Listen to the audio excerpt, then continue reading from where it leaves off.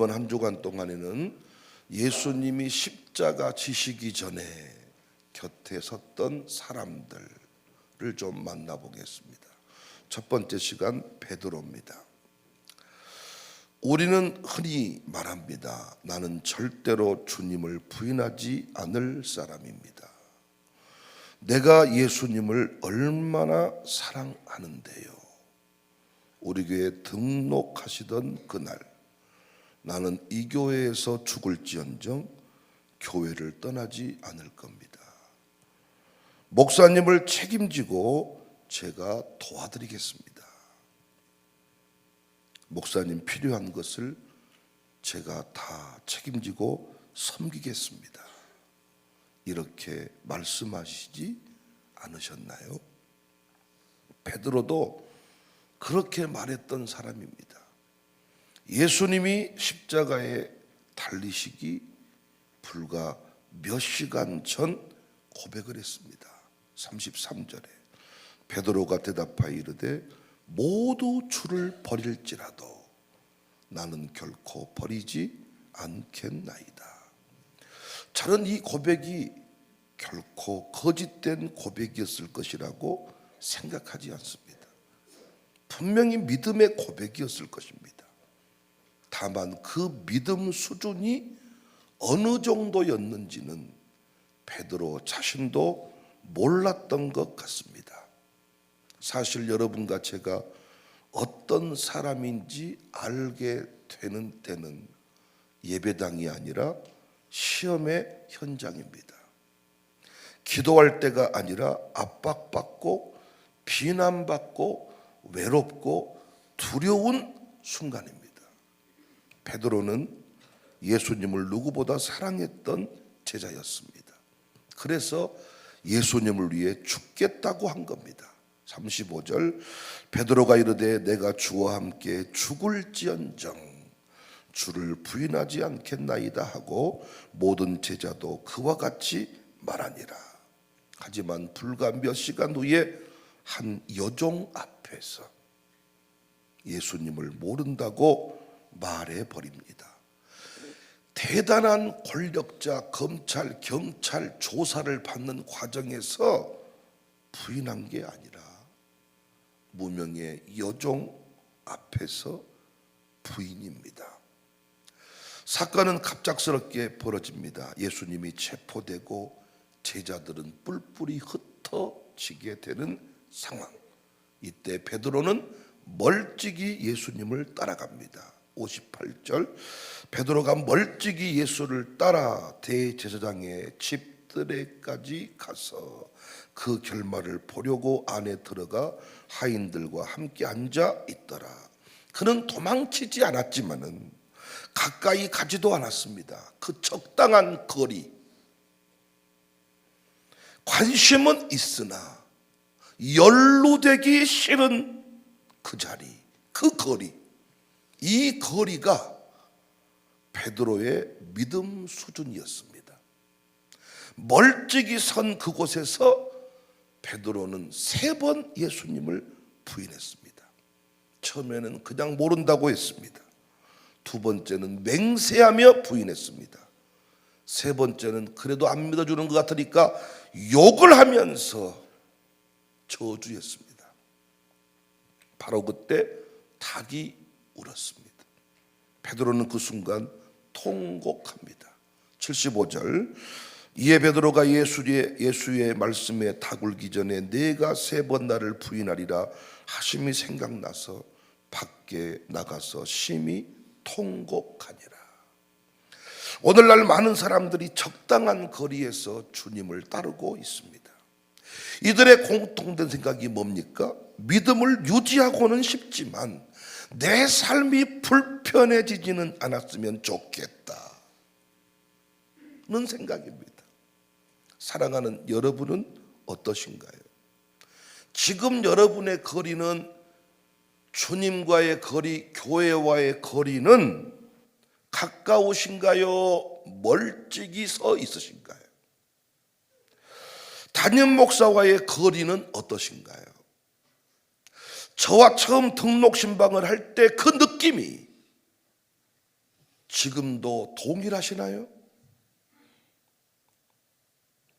아마 시간이 지나서 재정의 압박이 오고 헌신의 부담이 커지고 가정의 반대는 심해지고 책임과 부담이 쌓여갈 때 어느새 내 마음은 멀찍이 서서 교회를 바라보고 있지는 않나요?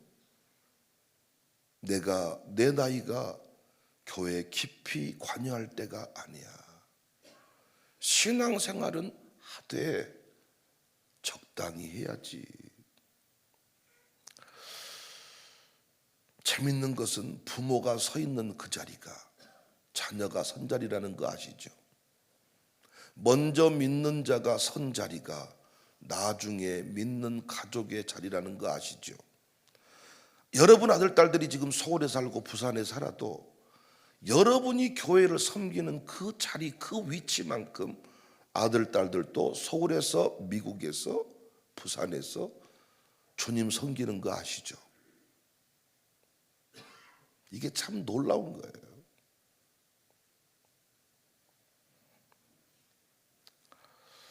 멀찍이라는 말은 단순한 거리의 묘사가 아닙니다.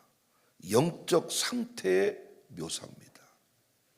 가까이 하기엔 부담스럽고 너무 멀어지기에는 죄책감이 남는 예매한 거리가 바로 멀찍입니다. 그런데 오늘 말씀은 우리에게 분명히 알려주지요. 멀찍이 선 자리가 안전지대가 아니다.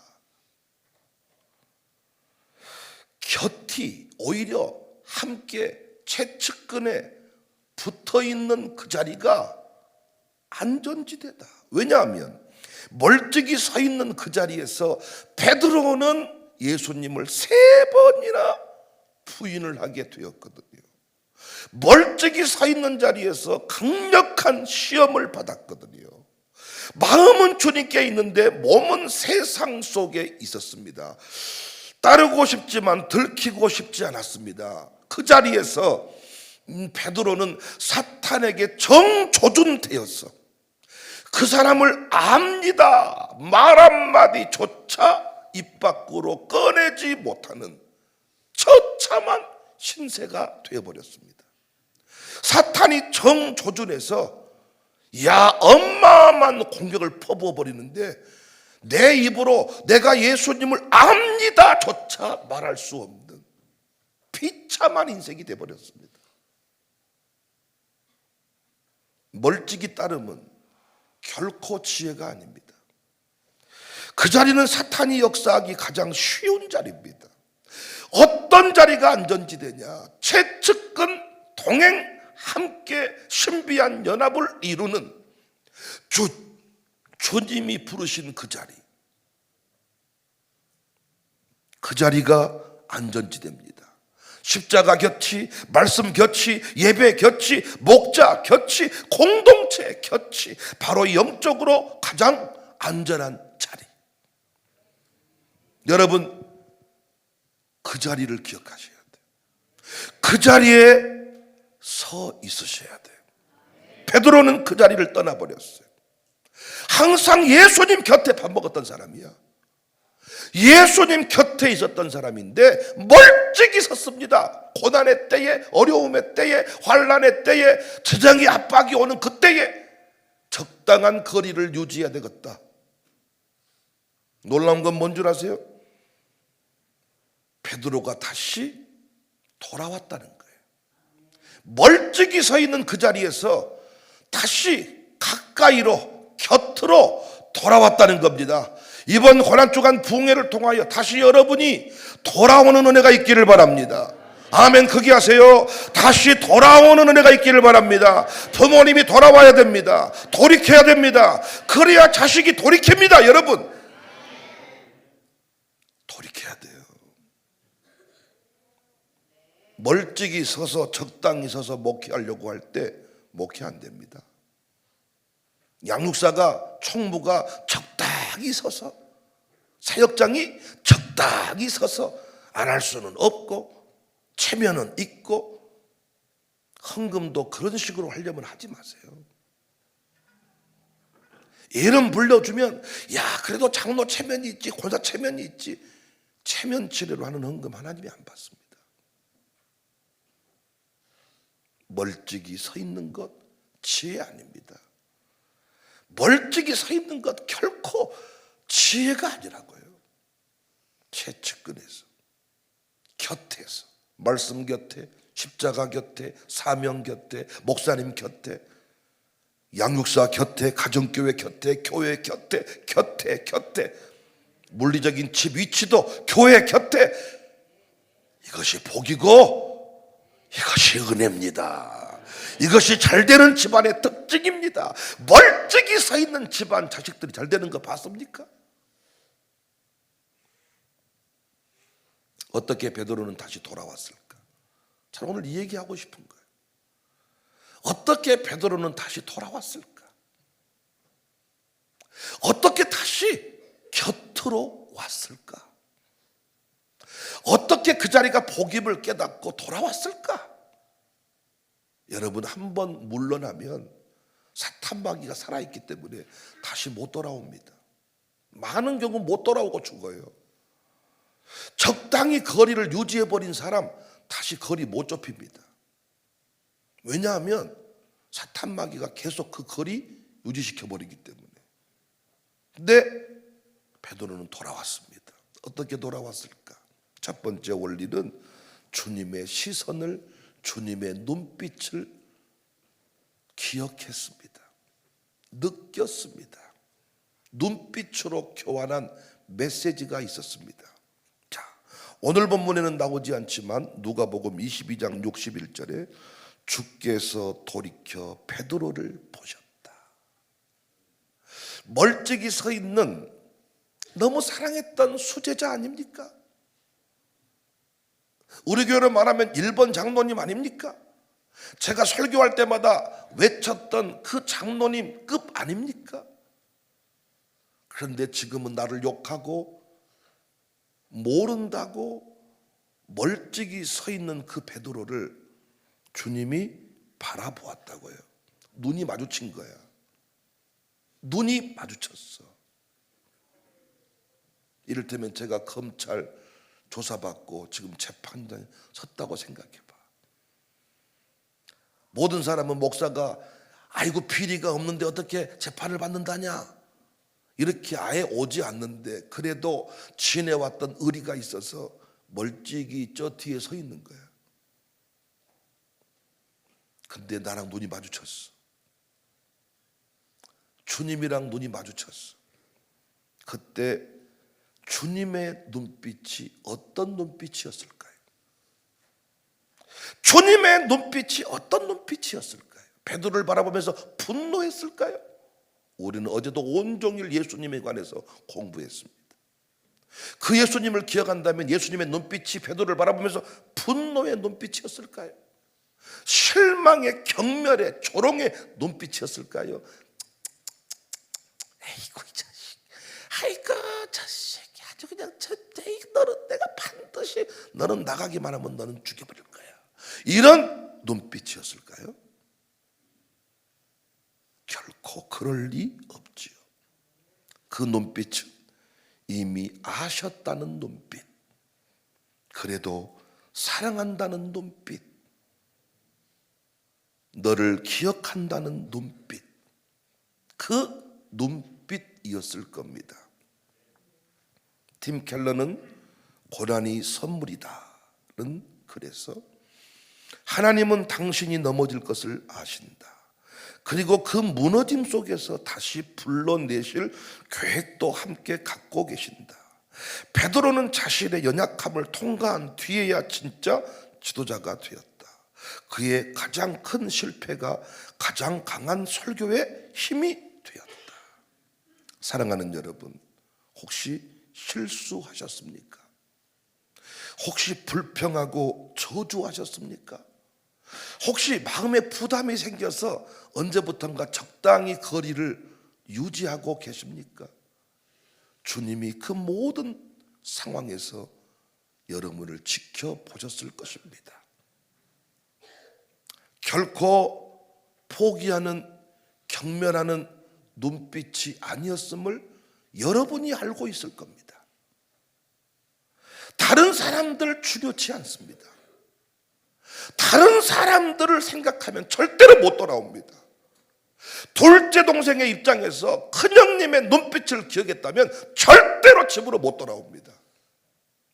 여러분도 마찬가지입니다. 절대로 사람들의 눈을, 사람들의 시선을 의식하면 다시 멀찍이 서 있다가 다시 앞으로 못 나옵니다. 다시 내가 천부에 의지 없어 맨 앞자리에서 아멘 아멘 못합니다. 한번 그래서 뒤로 물러나 버린 사람은 앞으로 못 나옵니다. 아멘 소리도 제대로 못합니다. 여러분, 다른 사람 절대로 신경 쓰지 마세요. 여러분 정말 누구만 기억하시면 되냐? 주님만 기억하십시오. 주님의 눈빛만 기억하십시오. 못된 아들도 멀리 갔다가 끝내 돌아오게 된 이유가 뭐냐? 우리 엄마의 눈빛입니다. 우리 엄마의 사랑의 마음입니다. 우리 아버지의 그 눈물입니다. 그걸 기억한 사람은 돌아올 수 있습니다. 다른 사람은 다 포기해도 주님은 여러분을 포기할 수가 없잖아요. 우리 어제 온종일 공부했잖아요. 생명값을 주고 생명을 산 여러분을 어째 주님이 포기하십니까? 나는 포기 못해. 그 눈빛을 기억하고 다시 일어서는 겁니다. 그게 복음입니다. 다른 사람 때문에 신앙생활 하신 거 아니잖아요. 아이고, 지금까지 내가 그냥 교회 힘들고 어려울 때 내가 뭐 도움도 못 줬는데 아이고 어떡해. 그것이 평생 여러분을 뒷자리에 앉혀놓는 거예요. 주님의 눈빛을 기억하세요. 이제는 너 차례야. 이제는 다시 곁에 서서 일해야지. 이제는 다시 목사 곁에서 함께 주의 일을 해야지. 그 주님의 눈빛. 베드로는 기억했습니다. 두 번째, 어떻게 베드로는 돌이키고 다시 곁으로 왔는가? 여러분, 곁으로 와야 여러분 인생에 행복이 있습니다. 멀찍이 서 있는 자리에서는 절대로 행복이 없습니다. 기쁨도 없습니다.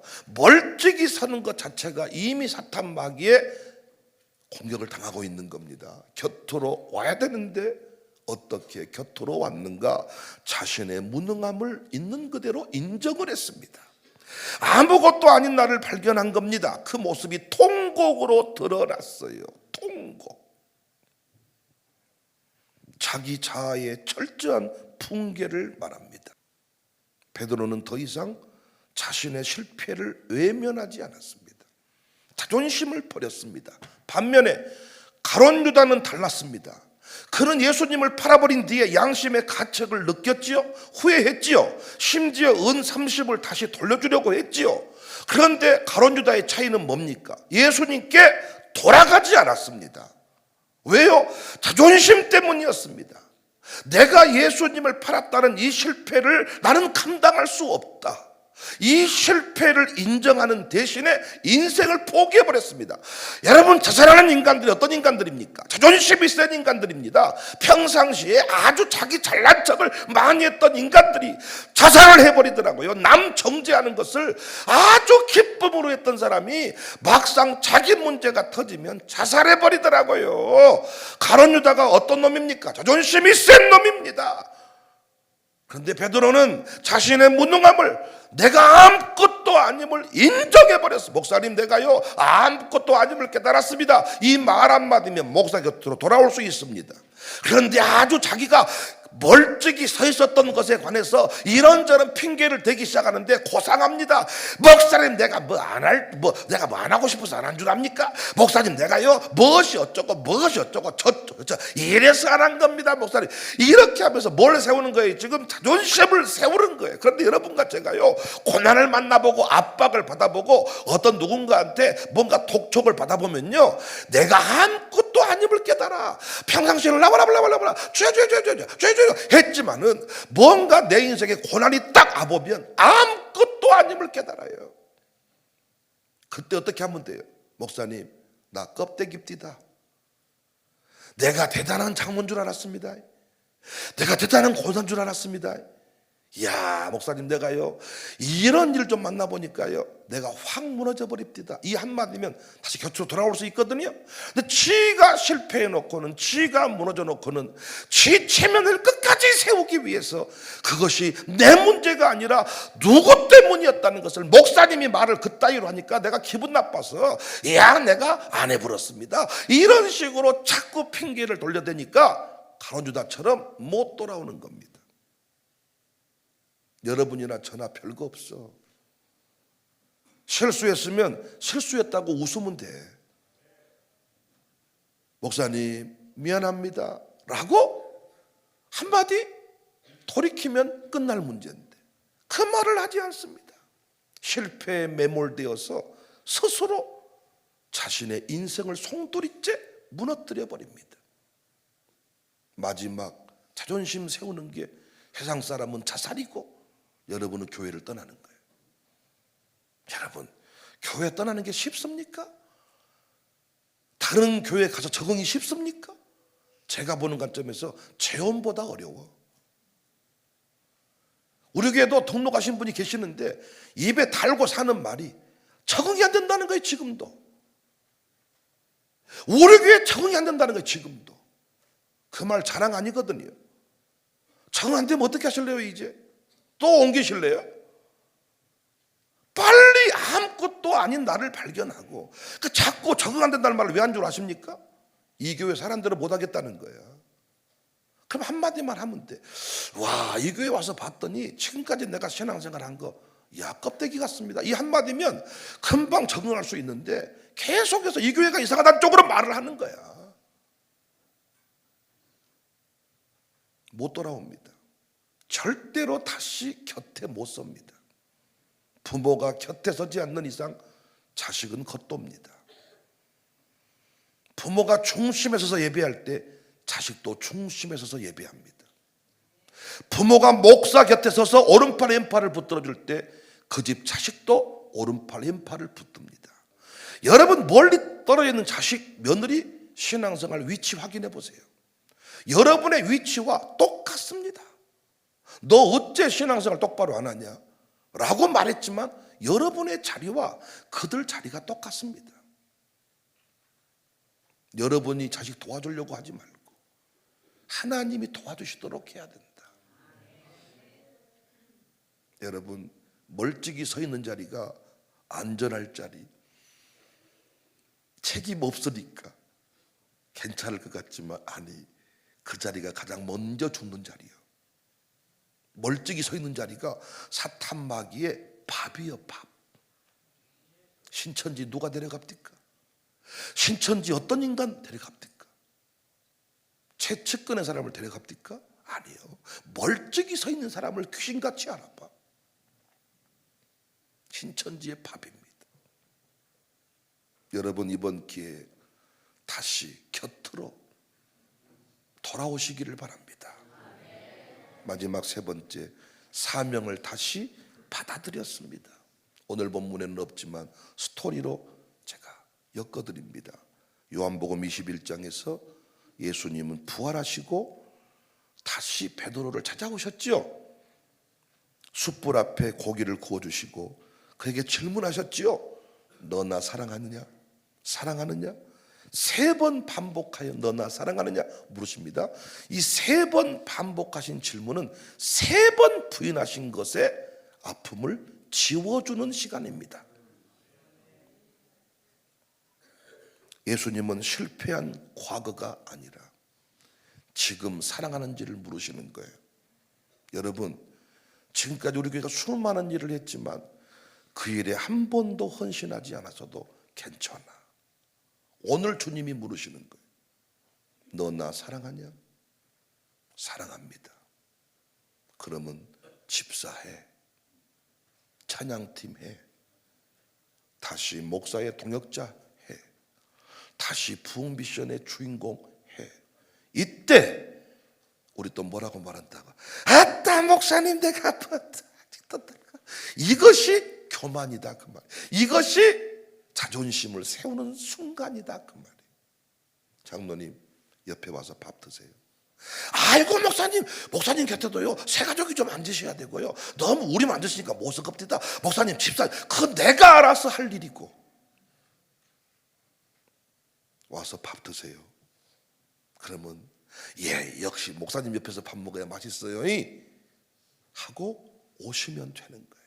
사명을 다시 받아들이는 겁니다. 다시 사명을 받아들이는 겁니다. 지난날에 못난 아버지였어도, 지난날에 내 자식에게 폭력만 행하는 아버지였어도, 오늘 다시 주님이 내가 너를 사랑해, 너는 멋진 아버지야, 신앙 전수의 아버지가 될 수 있어 라고 말하면 다시 받아들이고 그 아버지처럼 살아내는 것이 곁으로 앞으로 나아가는 비결임을 믿으시기를 바랍니다. 여러분이 지금까지 신앙이 무너진 상태였습니까? 거리가 많이 떨어져 있으십니까? 부끄럽고 죄송하고 다시 시작하기엔 너무 멀리 온 것 같습니까? 그때 다른 사람 말 절대로 듣지 마세요. 주님의 시선을 온전히 다시 한번 응시하고 기억하십시오. 주님이 뭐라고 하시겠는가? 그리고 실패를 숨기지 말아요. 그때 했다는 것에 관해서, 잘못한 것에 관해서 어느 기회가 생기면 툴툴 털어버리세요. 그때 목사님 내가 삐쳤습니다. 그때 목사님 내가 엄청나게 화나버렸습니다. 와따 그때 진짜 내가 아무것도 안 했디다. 한마디만 하면 되는 거야. 거짓말하지 말아요. 가룟 유다는 후회까지 했지만 못 돌아왔습니다. 목매달아 죽었습니다. 죽고 싶었을까요? 목을 맬 때 그의 기분이 좋았을까요? 얼마나 아팠을까요? 사람이 목을 매면 그냥 쉽게 죽을까요? 얼마나 아팠을까요? 다 내려놓고 주님께만 돌아왔으면 주님의 그 눈빛, 경멸하는 눈빛 아니란 말이에요. 포기하는 눈빛이 아니란 말이에요. 반드시 너는 다시 살 수 있다는 눈빛이란 말이에요. 그 눈빛만 기억한다. 우리 엄마의 눈빛, 우리 아버지의 눈빛을 기억하는 사람은 절대로 방탕자로 못 삽니다. 엄마의 기도 소리만 기억해도 돌아오게 되어 있습니다. 다시 일상의 영성으로, 다시 집사님으로, 다시 권사님으로. 나 같은 것이 뭔 권사랍니까? 그런 소리 그만하세요. 우리 교회 새로 등록하신 분들, 이 교회 적응한 그런 말 이제는 이 시간 이후부터 2번 다시 하지 마세요. 평생 이 교회 섬겨온 것처럼, 평생 이 교회 권사님인 것처럼, 이 교회 장로님인 것처럼 당당하게 살아가시기를 바랍니다. 하나님이 여러분을 사랑하시기 때문에 지금 그 자리에 여러분을 앉혀두셨음을 믿으시기 바랍니다. 더 이상 멀찍이 서서 주님 따라본들 하나도 재미없습니다. 신앙생활은 주어같이 길 가는 것 즐거운 일이 아닌가가 돼야 되는데 멀찍이 서 있는 인생은 재미 하나도 없습니다. 엄마가 재미 하나도 없는 교회 어떤 아들 딸이 나오겠습니까? 곁에 서 있을 때 재미가 있는 거예요. 주님 곁에, 십자가 곁에, 이 교회 곁에 서서 주님을 뜨겁게 섬김으로 기쁨이 샘솟듯 하시기를 주님의 이름으로 축복합니다. 돌아가십시다. 돌이키십시다. 새로워집시다. 내버려두면 가룟 유다의 길을 가게 됩니다. 베드로처럼 돌이켜서 멋지게 쓰임받는 이번 고난중간 부흥회가 어떤 그냥 그 감정적으로 울어야 되겠다 이런 부흥회 기대하지 말고, 그런 부흥이 아닙니다. 실제로 돌아가는 새로워지는 은혜가 있어지기를 주님의 이름으로 축복합니다.